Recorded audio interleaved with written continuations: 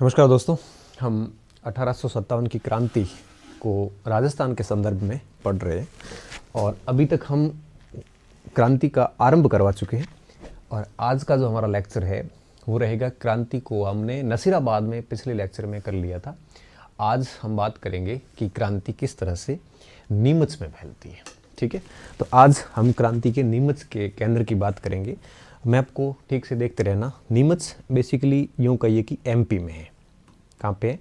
MP में है नीमच आया हुआ। चूँकि उस समय यह उदयपुर या यूँ कहिए कि मेवाड़ पॉलिटिकल एजेंट के अधीन था। और मेवाड़ का पॉलिटिकल एजेंट कौन था? सोवर्स। तो मेवाड़ पॉलिटिकल एजेंट सोवर्स की मॉनिटरिंग में था, इसलिए हम इसको राजस्थान में भी पढ़ते हैं। ठीक है, तो नीमच जो छावनी थी उस समय वो मेवाड़ पॉलिटिकल एजेंट के अंडर में होती थी। तो और मेवाड़ पॉलिटिकल एजेंट पूरे नीमच की छावनी की जो रिपोर्ट थी वो आपके एजीजी तक पहुंचाता था। इस कारण हम पढ़ते हैं इसको यहाँ पे। अब हुआ क्या देखिए, तो जब क्रांति अजमेर के अंदर चल रही थी, नसीराबाद के अंदर, तो इस बात की सूचना नीमच में भी प्राप्त हो गई। सूचना नीमच तक पहुंच गई। और जब सूचना नीमच में पहुंची तो उसके बाद ये सूचना नीमच में पहुंचती विद्यार्थियों 2 जून को। जब 2 जून को ये सूचना नीमच के अंदर पहुंची तो उसके बाद उसके अगले दिन 3 जून को नीमच के अंदर क्रांति शुरू होती है। क्रांति का आगाज कुछ इस तरह से हुआ। नीमच में देखिए विद्यार्थियों, मुसलमान भी सैनिक काफ़ी थे और हिंदू काफ़ी सैनिक थे वहाँ पे। और कर्नल एबोट उस समय कंपनी कमांडर थे नीमच कैंट के। कर्नल एबोट ने वहाँ पे, कर्नल एबोट को संदेश प्राप्त हुआ कि नसीराबाद के सैनिकों ने एक प्रकार से क्रांति कर ली है, तो आप थोड़ा सा ध्यान रखना, ताकि आप पहले से अलर्ट रहोगे तो नीमच में क्रांति हो, अगर होने की संभावना बननी है तो आप है वो उसको दबा सकते हो। कर्नल एबोट कुछ ज़्यादा ही एक्स्ट्रा कॉशियस हो गए और उन्होंने क्या किया, सभी सैनिकों को शाम की परेड में बुलाया। शाम को जब क्या सेना में परेड होती है, इवनिंग में, मॉर्निंग में, तो शाम की जब परेड हुई तो परेड के बाद में उस परेड में एबोट ने क्या किया कि सभी सैनिकों को उनके धर्म ग्रंथों की कसम दिलवाने का प्रयास किया। जैसे हिंदू थे तो गीता, मुसलमान थे तो कुरान शरीफ, उनकी कसम दिला के ये कहलाने का प्रयास किया कि हम अंग्रेज़ों के प्रति निष्ठावान बने रहेंगे, हम ब्रिटिशर्स के प्रति निष्ठावान बने रहेंगे, हम अपनी वफादारी के साथ कोई समझौता नहीं करेंगे। मतलब हम राजभक्त बने रहेंगे, राष्ट्रभक्ति का काम यहाँ पे नहीं करेंगे। ऐसे शपथ दिलाने का एबोट के द्वारा प्रयास किया गया ताकि नीमच का कोई भी सैनिक क्रांति करने की सोचे भी नहीं। तो ये जो वफादारी और निष्ठावान रहने की जो शपथ थी, यह एक प्रकार से इनके लिए उल्टी पड़ी। क्योंकि जब शपथ का काम शुरू किया गया तो एक मुस्लिम सैनिक थे मोहम्मद अली बैग। उसने उल्टी सवाल पूछ लिया कर्नल एबोट से। जब सैनिक कर्नल से सवाल पूछता है ना, तब आप समझ सकते हो कि सैनिक का हौसला कितना बढ़ा रखा होगा। क्योंकि आर्मी के अंदर इतना प्रोटोकॉल होता है सेना में कि एक सैनिक की मजाल नहीं होती कि अपने कंपनी कमांडर से या अपने अधिकारी से इस तरह से इस लहजे में प्रश्न करें। सेना में बहुत अनुशासन होता है, सेना में बहुत एक प्रकार से प्रोटोकॉल होता है। सेना में ऑफिसर्स ने ऑर्डर दे दिया ना कि यहाँ से कूदना है, मतलब कूदना है, वापस ये नहीं कहना कि क्यों कूदना है, ये वो, ऐसा सेना में नहीं चलता। बाकी विभाग में चल सकता है। सेना के अंदर एक सैनिक की इतनी कभी वो ऐसा दुस्साहस नहीं कर सकता कि अपने अधिकारी से इस लहजे में बात करें। तो जब कर्नल एबोट ने शपथ दिलाने का प्रयास किया, तब मोहम्मद अली बैग उस समय सैनिक थे और उन्होंने प्रश्न किया कर्नल से, एबोट से, कि हम क्यों शपथ लें वफादारी की और निष्ठा की? क्या आपने वफादारी की हमारे लिए? क्या आपने अवध के प्रति वफादारी निभाई? क्योंकि आपने भी अवध के साथ समझौता किया था कि हम आपका विलय नहीं करेंगे। अवध का विलय किया डलहौजी ने। तो जब अवध के साथ आपने वफादारी नहीं निभाई तो आपको तो ये शोभा भी नहीं देता वफादारी की बात। और जब अली बेग ने अवध का उदाहरण देकर अंग्रेज़ों को उनकी अनिष्ठा, अवफादारी, बेवफाई जो याद करवाई, उसके बाद एबोट को लग गया था कि मामला गड़बड़ है। और 3 जून की सुबह, ये 2 जून की रात की बात थी, और 3 जून को क्रांतिकारियों ने, हिंदू वर्ग का नेतृत्व उस समय हीरा सिंह नामक सैनिक ने किया और मुसलमान वर्ग का नेतृत्व इस मोहम्मद अली बैग ने किया। और इन दोनों के नेतृत्व में वहाँ पर नीमच के अंदर विद्रोह शुरू हो गया। अधिकारी सार्जेंट मार दिया गया, एक सार्जेंट अधिकारी था, सैन्य अधिकारी, उसको मार दिया गया। उसका परिवार भाग गया वहाँ से। और मैकडोनाल्ड उस समय नीमच के किला जो छावनी थी वो पूरा वहाँ पे था सेनापति के रूप में, उसने बचाने के खूब प्रयास किए बट वो असफल रहा। और उसके बाद यूँ कहिए कि एक लॉयड थे अंदर, उस लॉयड ने एक सूचना भिजवाई हाथों हाथ सोवर्स के पास में। सोवर्स क्यों? क्योंकि पॉलिटिकल एजेंट सोवर्स थे। सोवर्स की सूचना भिजवाई कि आप जल्दी से जल्दी रीइंफोर्समेंट कीजिए, जल्दी से जल्दी सेना भेजिए, नीमच में विद्रोह हो चुका है। और सोवर्स को जब ये सूचना मिली तब तक नीमच के पूरी छावनी पर इनका अधिकार हो चुका था। किसका? सैनिकों का, क्रांतिकारियों का। नीमच छावनी पर अधिकार हो चुका था। और बिना समय गंवाए सोवर्स जो है वो आपके मेवाड़ की सेना लेकर, स्वरूप सिंह से सेना मांगी और मेवाड़ की सेना लेकर कैप्टन सोवर्स नीमच की तरफ इधर इस रास्ते आगे बढ़ता है, चित्तौड़ वाले रास्ते। इसने सेना के 2 भाग कर दिए थे। और इधर नीमच के अंदर सैनिकों ने छावनी पूरी पर अपना कब्जा कर लिया और कब्जा करने के बाद दिल्ली निकलने का प्लान बनाया।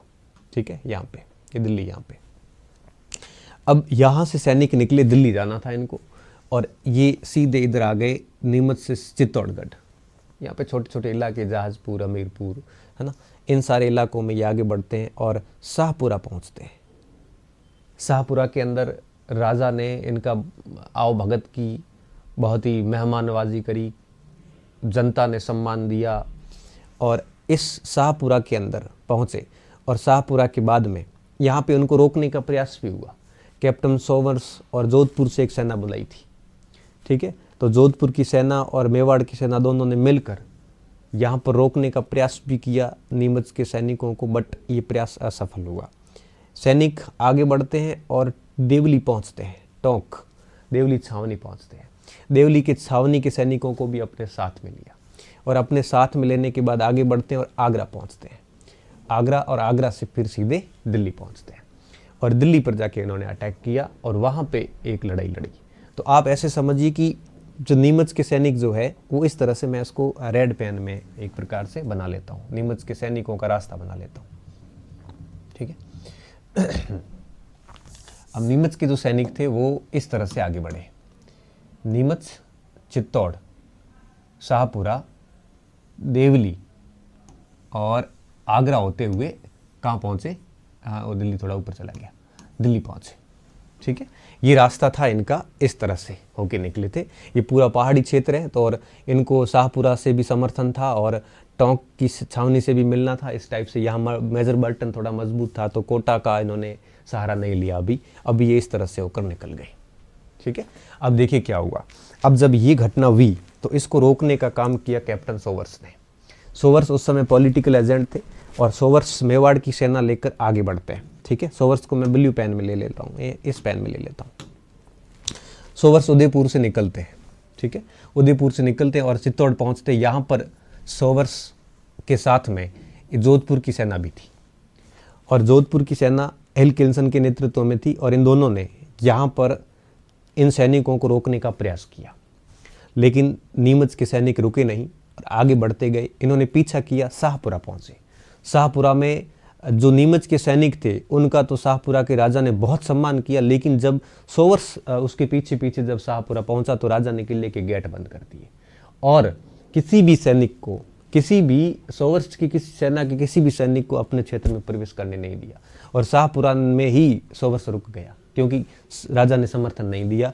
और सेना शाहपुरा से आगे टोंक की ओर निकल गई, नीमच के सैनिक आगे निकल गए और सोवर्स वापस आ गया नीचे।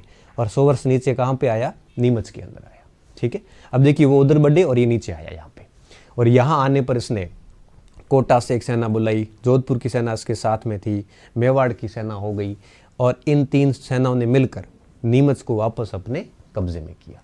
नीमच को कब्जे में किया और उधर नीमच के सैनिक दिल्ली पहुँच गए। और उसके बाद में फिर नीमच को कब्जे में तो किया, लेकिन उसके बाद वहाँ पे फिर भी अशांति थी।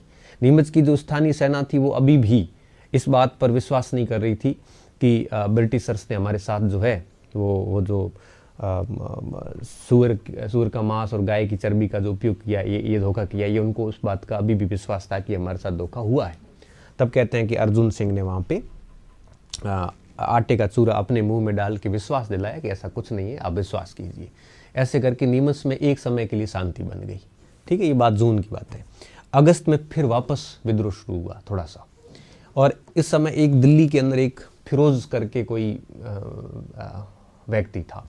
फिरोज ने अपने आप को दिल्ली का शहजादा घोषित किया था और उसने कहा था कि मेरा संबंध जो है वो आपके बहादुर शाह जफर से है। बहादुर शाह जफर उस समय क्रांति के नेता थे, और जब बहादुर शाह जफर से उसने अपना संबंध स्थापित करके और दुनिया के या आसपास के सभी मुसलमानों से आह्वान किया कि आप हमें जो है वो सपोर्ट कीजिए और हम मुस्लिम सत्ता एक प्रकार से फिरंगियों को यहाँ से निकाल देंगे। और उसने जिहाद की घोषणा की। जिहाद का मतलब होता है धर्म युद्ध। धर्म की रक्षा के लिए लड़े जाने वाले युद्ध को हम जिहाद बोलते हैं। और जब उसने फिरोज ने जिहाद की घोषणा की तो फिर अलवर के आसपास के मुसलमान, नागौर के मुसलमान, निम्बाहड़ा था यहाँ चित्तौड़गढ़ के अंदर, यहाँ से मुसलमान ये सारे के सारे उसके साथ खड़े हो गए। कई सारे बाहरी विलायत प्रदेशों के मुसलमान भी फिरोज के साथ खड़े हो गए। अब फिरोज ने अपना प्लान बनाया निम्बाहड़ा आने का। ठीक है, और निम्बाहड़ा क्यों आना था? क्योंकि यहाँ मुस्लिम क्षेत्र अधिक था यहाँ पे, और निम्बाहड़ा आने का प्लान किया कि यहाँ आकर करूँगा। और जब ये फिरोज निम्बाहड़ा पहुँचा नहीं था, उससे थोड़ा पहले सोवर्स को इस बात की सूचना मिल गई, तो उसने अपनी वापस तैयारियां शुरू कर दी। तो फिरोज के नेतृत्व में निम्बाहेड़ा के अंदर क्रांति होगी और नीमच पर दोबारा अटैक किया जाएगा इसी फिरोज के नेतृत्व में। फिर अंत में मऊ से सेना आएगी, एमपी से। मऊ एमपी में अपन पढ़ते हैं, चंबल नदी मऊ से निकलती है, वहां से एक ब्रिटिश सेना आती है और उसके बाद अंत में जाके नीमच फ्री होता है और फिरोज जो है वो आपके यहाँ पे पकड़ा जाएगा। वो सारी कहानी अपन बाद में देखते हैं। तो नीमच और निम्बाहेड़ा, इस दोनों को आज हम अभी यहाँ समझने वाले। ये हो जाने के बाद हम पढ़ेंगे एरनपुरा का मतलब यहाँ पे अभी जोधपुर, पाली, बाड़मेर, जैसलमेर ये इलाका आएगा। ठीक है, तो देखिए 1 2 3 हो जाएगा। फिर अपन कोटा का क्रांति पढ़ेंगे, कोटा छावनी की, और फिर भरतपुर धौलपुर वाली पढ़ेंगे। उसके साथ ही हमारा ये पूरा हो जाएगा। ठीक है, तो आज हम क्या करने वाले हैं, थोड़ा सा नीमच का देख लेते हैं। ठीक है, तो नसीराबाद हमने कर लिया था, ये पिछली स्लाइड का है, और अभी अपन हेडिंग दे देते हैं नीमच की। मुझे पूरा विश्वास है कि आपको बहुत अच्छी तरीके से समझ में भी आ रहा होगा, मज़ा आ रहा होगा। ठीक है, नीमच एमपी। देखिए विद्यार्थियों, मैं एक पॉइंट बताता हूँ। कुछ बच्चों के ऐसे, हालांकि ऐसे मैसेजेस आते रहते हैं कि सर ज़्यादा हो गया है। देखो ज़्यादा नहीं है ये, मुझे जो ठीक लगता है वो उतना मैं आपको बता देता हूँ। मेरा टारगेट क्या है कि आप जिस परीक्षा में बैठोगे ना, तो क्रांति का कोई भी प्रश्न आएगा तो फिर 99% चांसेस ये है कि बाहर नहीं जाएगा। और फिर मैं आपको कितना प्यार से समझा रहा हूँ, धीरे धीरे बोल रहा हूँ। जो मुझे आधे घंटे में बताना, अच्छा मैं फालतू बात करता नहीं हूँ, कंटेंट पे बात करता हूँ। अच्छा, उसमें भी मैं फिर एक एक चीज़ बोर्ड पे लिखवाता हूँ। तो वीडियो, जो नंबर ऑफ वीडियो ज़्यादा हुए ना, उसके पीछे रीज़न यही है कि हम बोर्ड पे लिख रहे हैं। अगर ये बोर्ड पे नहीं लिखते ना, तो ये जो 115-20 वीडियो होंगे टोटल फर्स्ट पेपर के अंदर, ये वीडियो 60 हो जाते अगर नहीं लिखते तो कुछ टीचर्स ऐसे बैचेस कहीं पे लिए, मैं मानता हूँ ऑनलाइन एजुकेशन में सिवाय मेरे पूरे राजस्थान में कोई नहीं लिखवा रहा है और कोई नहीं लिखवाएगा। मैं आपको और कह सकता हूँ, सिवाय मेरे आपको कोई ये विश्वास के साथ भी नहीं कहेगा कि पूरे सवाल आएंगे। इस वजह से मुझे यह करना पड़ रहा। आपको बहुत फ़ायदा है।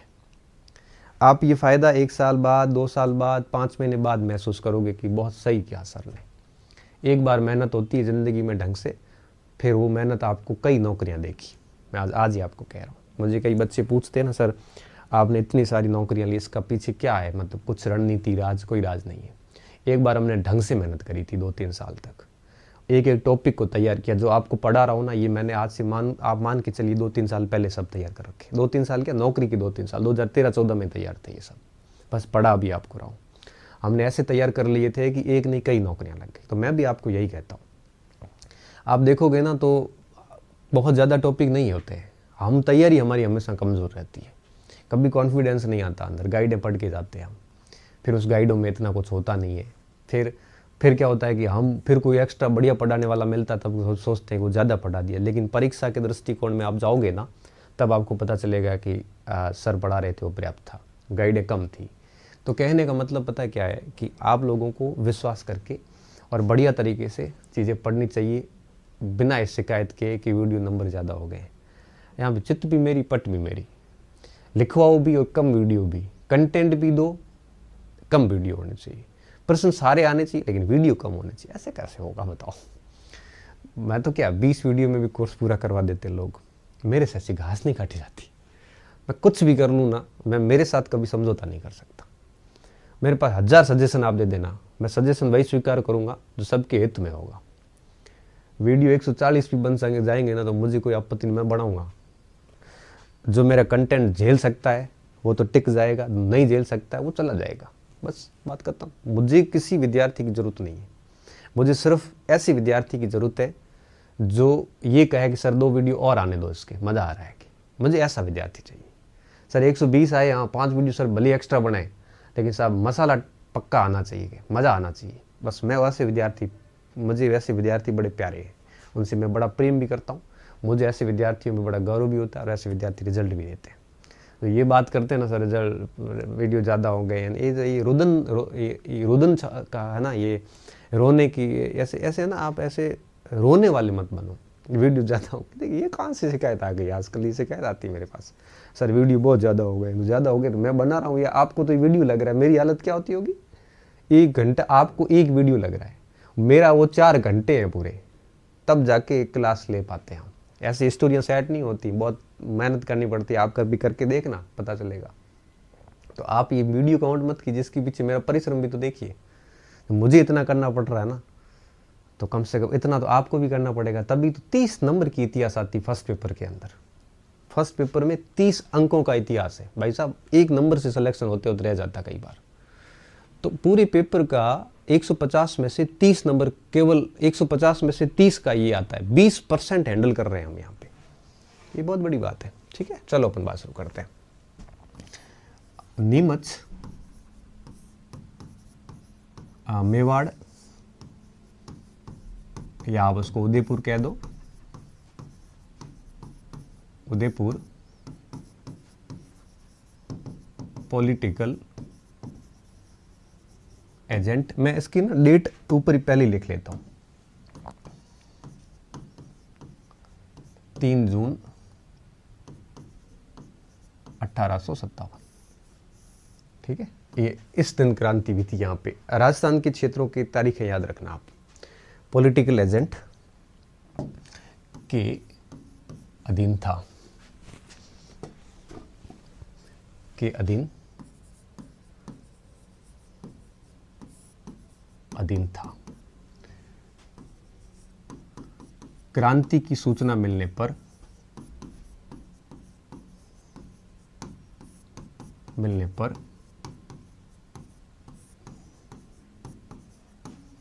यहां कमांडिंग ऑफिसर कर्नल एबोट ने सैनिकों को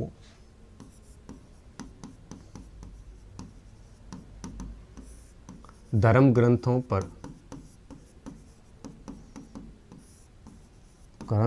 को साक्षी मानकर निष्ठा व वफादारी की शपथ दिलाने का प्रयास किया गया कि भाई आप शपथ लो कि आप ब्रिटेन के प्रति अनिष्ठा या धोखा नहीं करोगे, अब हमारे साथ खड़े रहोगे। ऐसा प्रयास एबोट ने किया।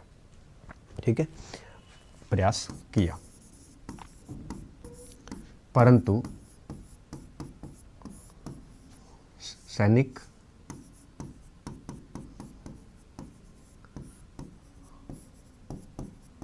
मोहम्मद अली बेग ने नेग ने एबोट को उनकी निष्ठा एबोट को उनकी निष्ठा पर एबोट ने अली बेग ने उनकी निष्ठा पर प्रश्न खड़ा किया। किस मामले में? अवध मामले में, क्योंकि अवध का इन्होंने बहुत गलत तरीके से विलय किया था। अवध में उस समय नवाब का शासन था। बाद में जब 1857 क्रांति में भारत की पढ़े थे, उसमें हमने पूरी कहानी सुनी थी। तो आपने अवध के साथ कौन सी निष्ठा की है? आपके मुंह से निष्ठा शब्द ना शोभा नहीं देता।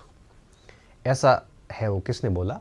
ऐसा इसने बोला मोहम्मद अली बेग ने।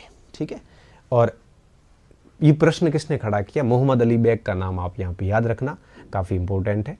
पूरा स्टेटमेंट लिखना चाहो तो आप लिख सकते हो कि एबोट को क्या बोला था उसने कि आपने अवध के साथ कौन सी निष्ठा और वफा का काम किया है, आपको ये शब्द शोभा नहीं देते। बस इस चीज़ का थोड़ा ध्यान रखना। अगले दिन 3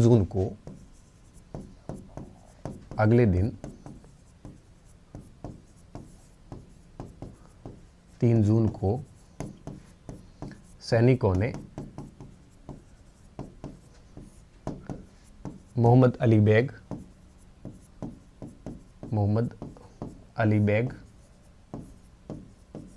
अली बेग तथा हीरा सिंह के नेतृत्व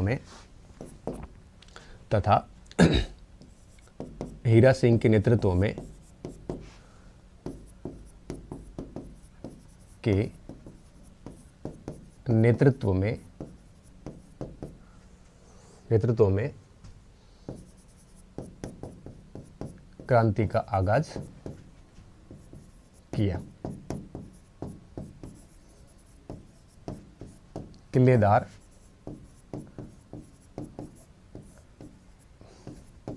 मैकडोनाल्ड असफल रहा।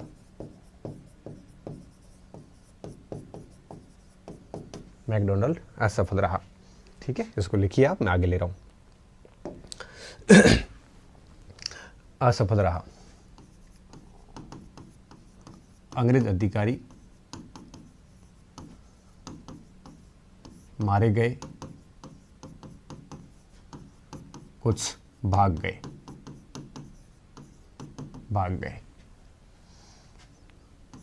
इस स्थिति में अधिकारी लॉयड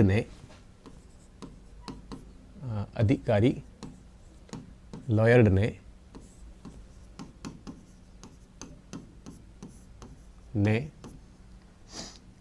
मेवाड़ पीए उदयपुर के पॉलिटिकल एजेंट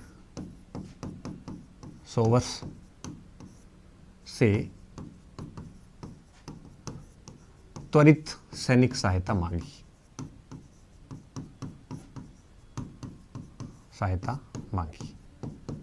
सोवर्स मेवाड़ व जोधपुर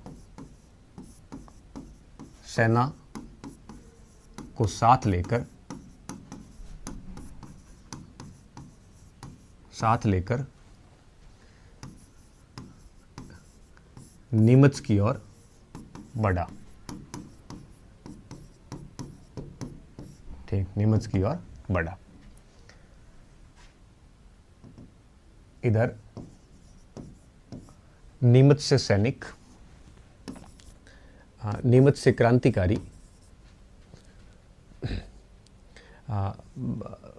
ये जब सोवर्स गया ना, इसके साथ में एक बेदला का बख्तावर सिंह भी साथ में था। बेदला ठिकाने का मेवाड़, जोधपुर और एक सेकंड, एक और ऐड कर देना, बेदला के बख्तावर सिंह भी इनके साथ में थे। बेदला के बख्तावर सिंह भी इनके साथ में थे। और मेवाड़ की सेना, जोधपुर की सेना, काफ़ी बड़ी सेना लेके निकला था ये। इधर इधर इसको अपन है ना यहाँ तक लिख लो, नीचे ले रहा हूँ। इधर इधर नीमच से क्रांतिकारी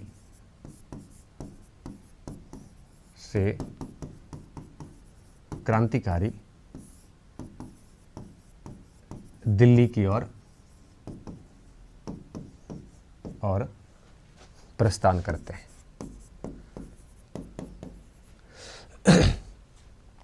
प्रस्थान करते हैं। ठीक है, प्रत्यय हैं। अब देखो, अब अगला जो स्लाइड है उसमें अपन दोनों का रूट लिखेंगे। कैसे लिखेंगे देखिए, इसमें आप एक मिनट, कहाँ गया मैप? एक बार है ना, आप वापस इस मैप को देख लो, फिर मैं मैप अपने हिसाब से बनाऊंगा। ठीक है, तो देखिए ये लाल पेन आप चेक करना। नीमच से निकले चित्तौड़गढ़ है ना, बेदला, हमीरगढ़, यहाँ से होते हुए शाहपुरा, भीलवाड़ा पहुँचे। शाहपुरा में राजा ने वहाँ पे इनका सम्मान किया, आवभगत की। शाहपुरा से निकले, देवली टोंक पहुँचे, देवली टोंक से निकलते आगरा, आगरा से दिल्ली पहुँचे। ये रूट था इनका, ठीक है, सैनिकों का। और पीछे सावर्ष को बुला लिया था लॉयड ने, सावर्ष सेना लेके निकला। ठीक है, सावर्ष कहाँ गया? सावर्ष चित्तौड़ पहुँचा। ठीक है, चित्तौड़ पहुँचने के बाद यहाँ पे एक रुगाराम किसान था, इसके घर के अंदर ये डूंगला गाँव है। यहाँ पे डूंगला गाँव में उस किसान के घर 40 अंग्रेज बच्चे और स्त्रियाँ जो है वो यहाँ पे कैद थी। तो उनको छुड़ाया सावर्ष ने सबसे पहले, उनको छोड़ा के और उनको तो भेज दिया उदयपुर के अंदर पिछोला झील के अंदर एक जग मंदिर पैलेस है, वहाँ पर गोकुल मेहता के नियंत्रण में उनको यहाँ पे रखा और 10 सैनिकों को दे के वापस भेज दिया। खुद ने क्या किया, सैनिकों को, अपनी सेना को 2 भागों में बांट दिया। एक सेना इनके पीछे लगाई, नीमच के सैनिकों के पीछे, और एक सेना नीमच छावनी की ओर लगाई। ठीक है, अब जो सेना नीमच सैनिकों के पीछे लगी थी वो शाहपुरा तक जाती है। शाहपुरा के राजा के द्वारा अंग्रेज़ों को सपोर्ट नहीं की जाने के कारण वो सेना एक प्रकार से असफल रही, और फिर दोनों सेनाएं मिलकर वापस नीमच की ओर आती है और नीमच छावनी पर कब्जा करती है। उधर वो आपके देवली टोंक होते हुए दिल्ली पहुंच जाते हैं। ठीक है, इस कहानी को थोड़ा ध्यान रखना। अब मैं इसको एक नई स्लाइड में दोनों का रास्ता ले रहा हूँ। ठीक है, अब आप ऐसे समझिए इसको, हम ले लेते हैं, इस पेन से ले लेते हैं।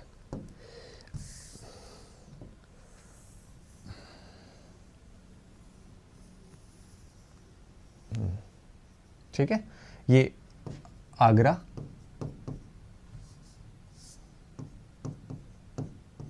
ठीक है, ये देवली, और मैं मोटे मोटे स्थान लिख रहा हूँ, सब नहीं लिखूंगा क्योंकि सब तो अब क्या हर गांव से होके गए थे। ये शाहपुरा, ठीक है, और चित्तौड़गढ़,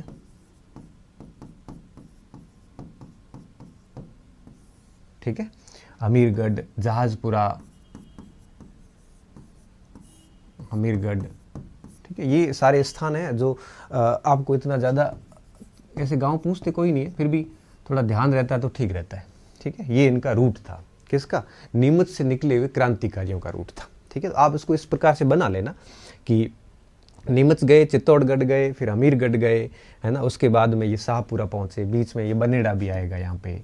तो इस प्रकार से ये आगे बढ़ते गए। ठीक है, बनेड़ा, शाहपुरा, देवली, और देवली मतलब वो टोंक की जो छावनी थी ना उसकी हम बात कर रहे हैं। और वहाँ से फिर ये आगे आगे बढ़ते बढ़ते कहाँ पहुँचते हैं, ये आपके पहुँच जाते हैं आपके आगरा पहुँचते हैं, आगरा से ये पहुँच जाते हैं दिल्ली पहुँच जाते हैं। ठीक है, बस इस बात का आपको यहाँ पे ध्यान रखना है। अब क्या हुआ, ये तो सेना थी किसकी, इसकी क्रांतिकारियों की। अब मैं एक दूसरी स्लाइड में ले लेता हूँ, जो हमारे ये निकला ना, वो सोवर्स निकला। उसको सोवर्स कैसे निकला देखिए, ये तो रास्ता ये हो गया इस प्रकार से। अब सोवर्स की रास्ते को अपन है वो एक बार यहाँ से वापस समझ लेते हैं। ठीक है, उदयपुर से चित्तौड़, चित्तौड़ से एक सेना पीछे गई और एक सेना नीचे गई, और फिर हार के वापस दूसरी सेना भी नीचे आ गई। ठीक है, तो इसको अपन ले लेते हैं ऐसे। ठीक है, एक ऊपर सेना गई और नीचे आई एक सेना नीमच की तरफ। ठीक है, और ये सैनिक हो गए यहाँ उदयपुर से, और वापस नीमच आ गए। ठीक है, अब देखिए क्या हुआ। अब इस घटना को हम थोड़ा थोड़ा है वो विवरण करके डालते हैं। ठीक है, आप इसको ऐसे समझना, शाहपुरा में क्या हुआ।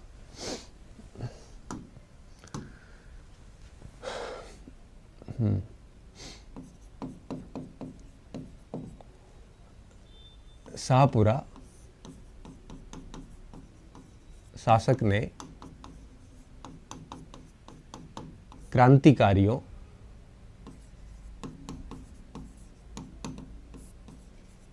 की आवाभगत की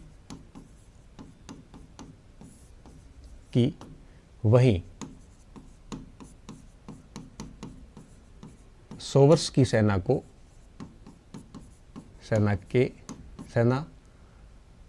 हेतु किले के द्वार बंद कर दिए। ये कई बार प्रश्न आता परीक्षा में, विद्यार्थियों इसका ध्यान रखना। ठीक है, किले के द्वार बंद कर दिए,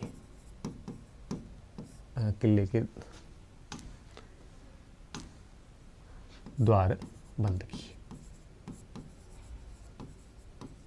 ठीक है, और ये सबसे खास बात थी। कई बार ऐसे प्रश्न सीधा बनता है कि किस शासक ने, रियासत के किस शासक ने क्रांतिकारियों का सपोर्ट किया था और अंग्रेज सेना के लिए द्वार बंद किए थे।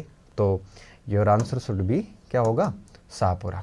ये थोड़ा सा आप ध्यान रखना ताकि हमारी परीक्षा में हमारे है वो ये सवाल है वो गलत नहीं होना चाहिए। ठीक है, और हमारा यही टारगेट है कि आपका सवाल है वो गलत ना हो। ठीक है, ये शाहपुरा का केस था जो मैंने आपको बताया। ठीक है, इसका बहुत अच्छे से ध्यान रखना। अब एक गांव है यहाँ पे चित्तौड़ के अंदर ही, डोंगला गांव। ठीक है, डोंगला गांव, यहाँ वो गांव मैं बता रहा हूँ जो हमारे परीक्षा के दृष्टिकोण से महत्वपूर्ण है, और हम यहाँ पे इनके बारे में कई सवाल ऐसे पूछा अगर जाए ना तो आपको कोई दिक्कत नहीं होगी। तो उस हिसाब से मैं इन गाँवों के बारे में वो बात कर लेता हूँ ताकि आपको समस्या ना आए। ठीक है, हाँ, अब देखिए डुंगला गांव में क्या याद रखना है। डुंगला गांव चित्तौड़ में है, एक तो आपको इतना तो याद हो ही जाएगा। वैसे ये गांव जिले नहीं पूछते, आजकल सब लगभग चेंज भी हो गए काफ़ी। तो इसमें क्या था कि किसान रुगाराम के घर, किसान रुगाराम के घर 40 अंग्रेज बच्चे व स्त्रियां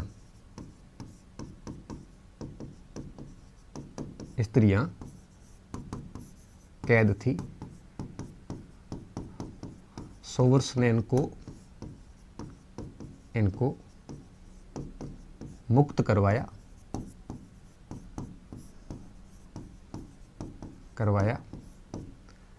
फिर कहाँ भेजा, पिछोला झील के जग महल में भेजा, में गोकुल मेहता के नेतृत्व में या संरक्षण में रखा।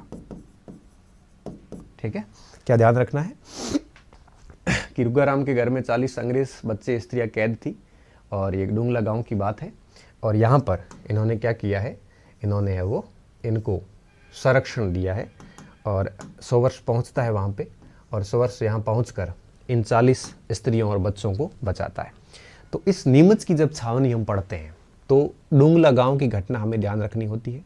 साथ साथ में हमें इस शाहपुरा के शासक के द्वारा जो कार्य किया गया इसकी घटना को हमें ध्यान रखना होता है ताकि किसी भी प्रकार की कोई परेशानी ना आए। परीक्षा में हमें इस चीज़ का ध्यान रखना होता है। ठीक है, 2 पॉइंट हो गए।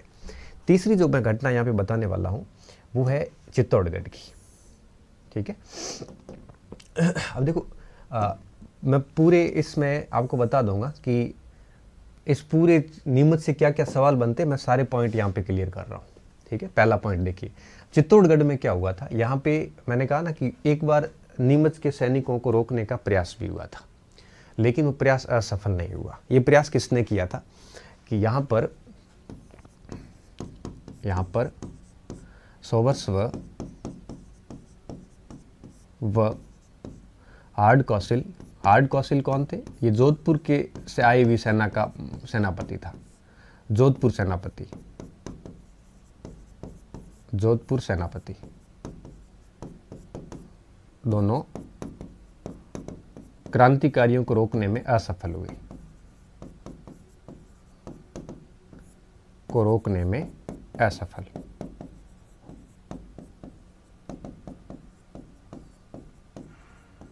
ठीक है, तो ये बात भी ध्यान रखना, हार्ड कैसल कौन था। अब आगे क्या हुआ देखिए। अब इस प्रकार से ये सेना कंटिन्यू आगे बढ़ती गई और ये देवली पहुंचे। देवली में क्या हुआ? देवली यहाँ टोंक छावनी थी और यहाँ पर नवाब की सेना का एक वर्ग नीमच के साथ हो गया। ठीक है, तो हम देवली में क्या लिखने वाले हैं कि टोंक नवाब की सेना क्रांतिकारियों के साथ हो गई,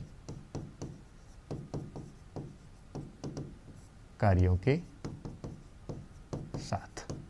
ठीक है, ये देवली के अंदर ये घटना हुई कि टोंक की जो नवाब की जो सेना थी वो क्रांतिकारियों के साथ में हो गई। अब क्रांतिकारी इस सेना के साथ में आगरा पहुंचते हैं और आगरा पहुंचने के बाद इन्होंने 3 दिन 14, 18 और 20 जुलाई को दिल्ली पे अटैक किया। ठीक है, कब? 14, 18 और 20 जुलाई को दिल्ली पे अटैक। ये दिल्ली है और इस पे अटैक किया 14, 18 और 20 जुलाई को दिल्ली पर आक्रमण। ठीक है, बस इस घटना को ध्यान रखना। तो अब देखिए, अब हम सिर्फ नीमच सैनिक वापस लाने वाले हैं और बाकी सारी चीज़ें हो गई है। ठीक है, तो डुंगला गांव की घटना हो गई और सोवर्स और हार्ड कैसल्स वाली बात हो गई, शाहपुरा की घटना हो गई, दिल्ली की टोंक सेना मिल गई और दिल्ली पे जाके देवली की टोंक सेना मिल गई और 14, 18 और 20 जुलाई को उन्होंने दिल्ली पे जाके आक्रमण कर लिया। ये घटना यहाँ पे पूरी हो जाती है। और इस समय देखिए क्या हुआ, पीछे क्या हुआ। पीछे यहाँ पे नीमच, अब सोवर्स अब नीचे आएगा यहाँ पे, और सोवर्स अब क्या करने वाला देखिए। अब इसको अपन नीचे लिख रहे हैं कि 6 जून, देखो तीन दिन बाद ही 6 जून 1857 को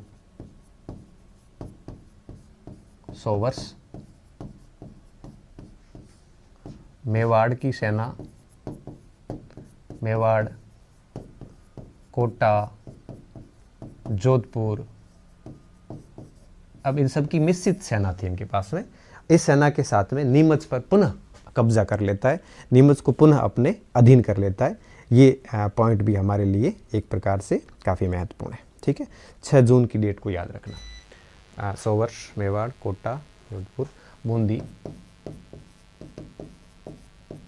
की सेना के साथ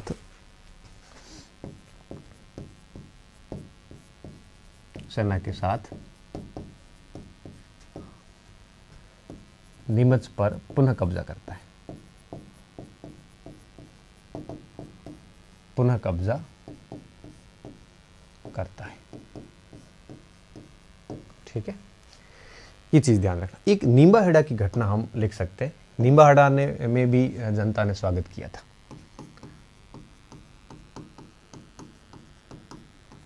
में जनता द्वारा क्रांतिकारियों का स्वागत।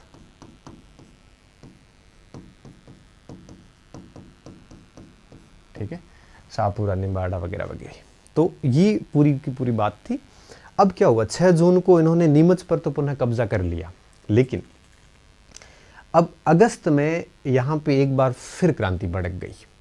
ठीक है, उस बात को पूरा करते हमारा नीमच पूरा हो जाएगा। तो अब आप ऐसे समझिए, ये घटना यहीं पूरी हो जाती है। नीमच से सैनिक निकले 3 जून को और 18 जुलाई को यहाँ पे इन्होंने अटैक किया। तो ये पूरी यात्रा मैंने आपको बता दी। इधर रोकने के लिए उदयपुर से सोवर्स निकला और उसने 6 जून को 4 दिन के अंदर नीमच पर वापस अपना कब्जा कर लिया था। ठीक है, बीच में छोटी मोटी बाद में घटनाएं हैं वो चलती रही। तो ये पूरा का पूरा जो काम था ये था हमारे नीमच के अंदर। तो हमने जो लिखा ना यहाँ पे कि नीमच से क्रांतिकारी दिल्ली की ओर प्रस्थान करते हैं और बख्तार सिंह और ये सब लोग हैं वो सोवर्स वगैरह ये नीमच के क्रांतिकारियों को और छावनी की ओर आगे बढ़ते हैं। तो दोनों की इस पूरी यात्रा वृत्तांत को मैपिंग से समझ लिए। अब आगे क्या हुआ इसको आप लिख लो आराम से। अब 12 अगस्त को वहां पे पुनः एक बार क्रांति भटकती है। इस प्रकार कुछ समय के लिए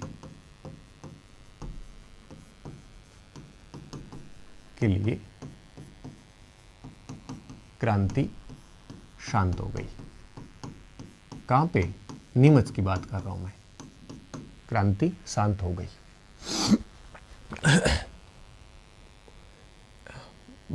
12 अगस्त शांत हो गई, पर शांत होगी जिसमें एक अर्जुन सिंह का नाम आता, वो मैंने शायद बोला तो लिखा नहीं अभी तक।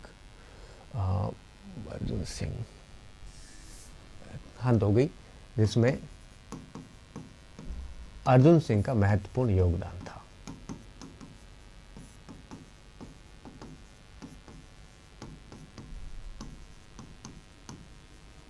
महत्वपूर्ण योगदान था, ठीक है। परंतु कुछ समय बाद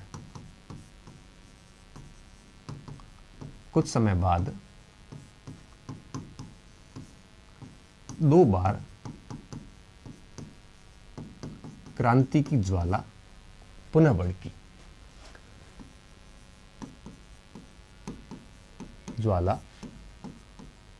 भड़की। कब? अब देखिए, एक 12 अगस्त को 57 को नीमच में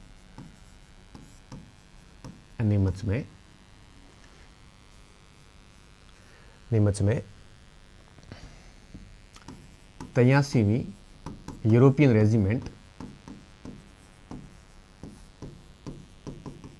रेजिमेंट के ब्रिटिश सैनिकों को मारा था।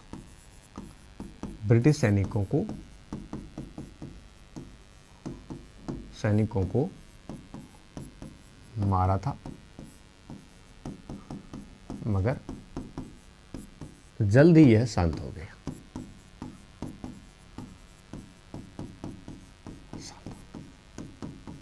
ठीक है, ये कोई बड़ी घटना नहीं है, याद रखने जैसी भी नहीं है इतनी, बट है कि घटना 12 अगस्त के दौरान हुई भी थी, ऐसा नहीं है कि इससे पहले नहीं हुई। और दूसरा जो हुआ वो हुआ आपके सितंबर के अंदर, 18-19 सितंबर को। 18 और 19 सितंबर 1857 को नीमबाहेड़ा से नीमच तक पुनः क्रांति हुई। तो 2 बार क्रांति बाद में भी हुई, ठीक है। इसको आप लिख लो, फिर मैं आपको वो समझाता हूं क्यों हुई, ठीक है। अब नीमबाहेड़ा से ये क्रांति हुई क्या थी, आप ऐसे समझिए कि एक व्यक्ति था फिरोज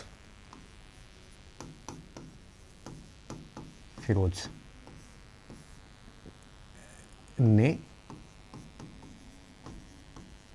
दिल्ली में स्वयं को मुगल बादशाह का संबंधित बताकर मुगल बादशाह का उत्तराधिकारी घोषित किया।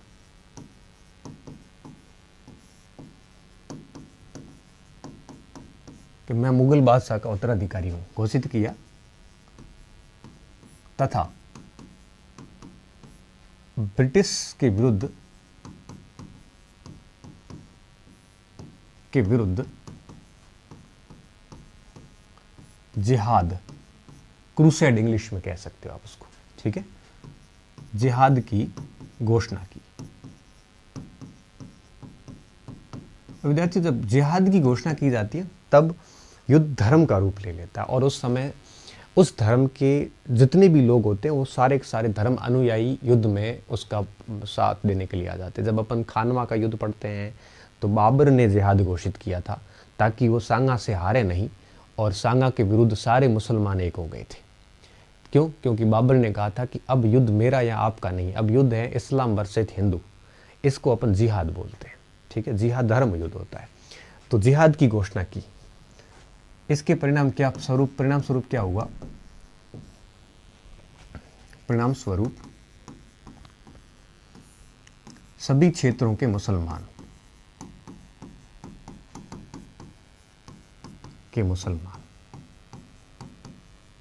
जिसमें आपके मकराना नागौर से आ गए, मेवाती आ गए अलवर से, नींबा हेड़ा और भी बहुत सारे स्थान, मुसलमान एक हो गए।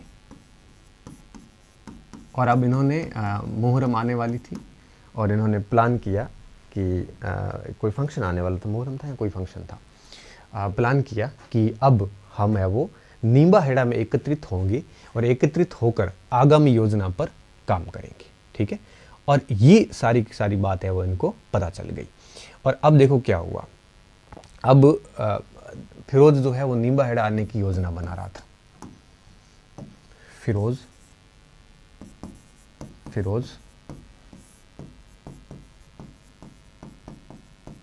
नींबा हेड़ा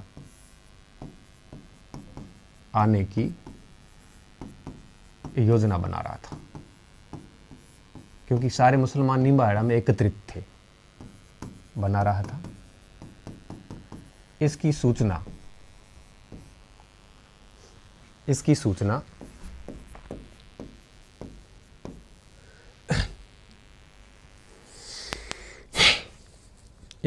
किसको मिली?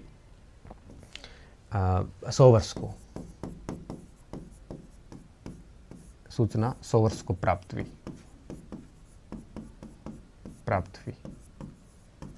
सोवर्स मेवाड़ सेना तथा जॉनसन के साथ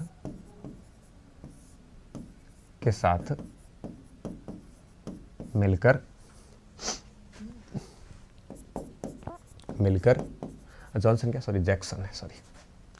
जैक्सन है ना, जैक्सन के साथ मिलकर अब नींबा हेड़ा को घेर लेता है। कहाँ पे? पूरे नींबा हेड़ा को इन्होंने क्या किया? घेर लिया और एक डेरा डाला, ठीक है, जो कि जल्य पीपल्य गांव में मिलकर जल्य पीपल्य गांव में डेरा डाला तथा नींबा हेड़ा को घेर लिया।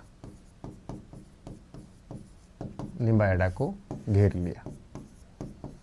हेड़ा उसमें मेवाड़ के शासक के अधीन था, है ना। घेर लिया, ठीक है, घेर लिया तथा एक संदेशवाहक दुर्ग भेजा। एक संदेशवाहक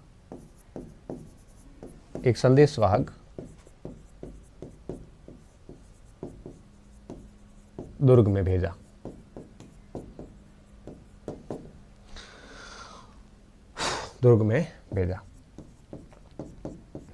अब आप इसको लिख लो। अब देखिए आगे क्या हुआ।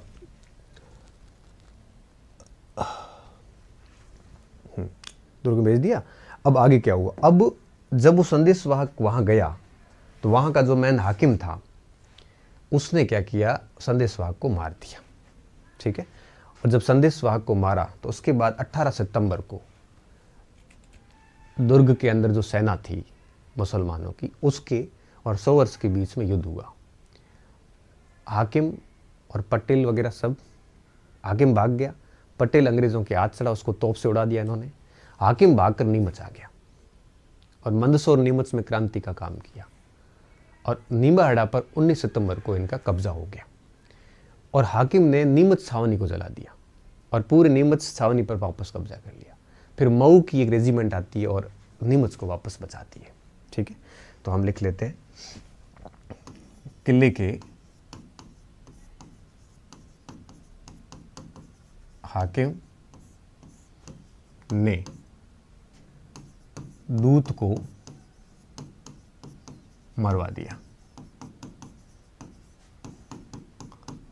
तत्पश्चात 18 सितंबर 1857 को युद्ध हुआ। इसमें हाकिम पराजित होकर भाग गया।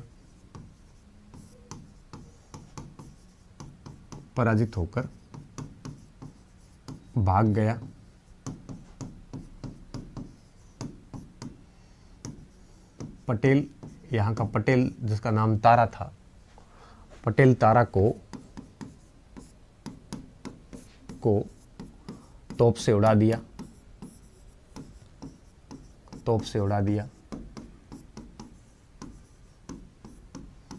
19 सितंबर को नीमबाड़ा पर कब्जा हो गया। नीमबाड़ा पर ब्रिटिश अधिकार हो गया।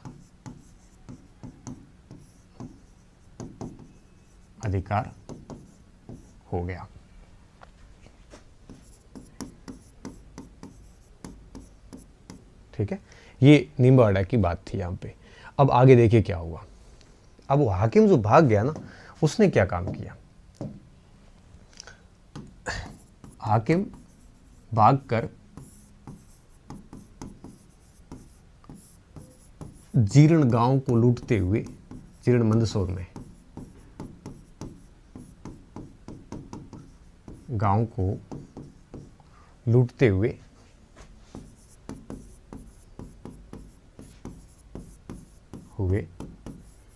मंदसौर पहुंचा।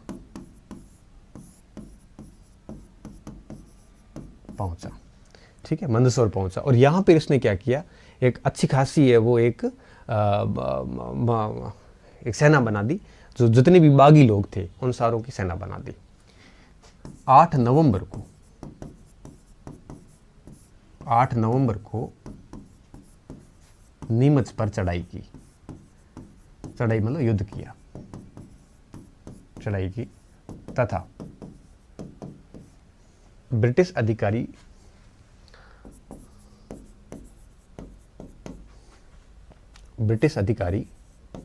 वेनिस्टर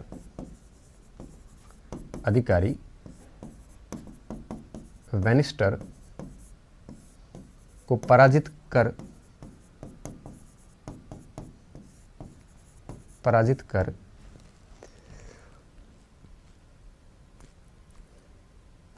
नीमच छावनी को जला दिया।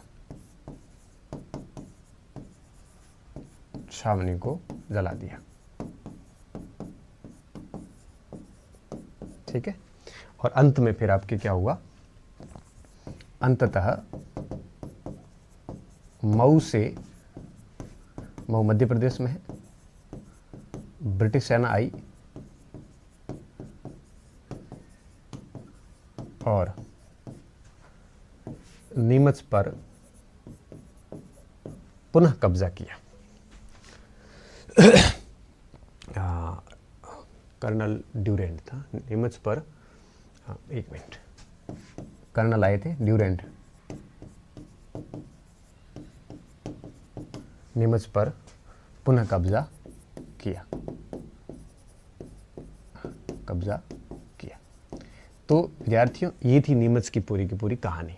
नीमबाड़ा हो गया, नीमच हो गया, और अब हम पढ़ेंगे आपके एरनपुरा।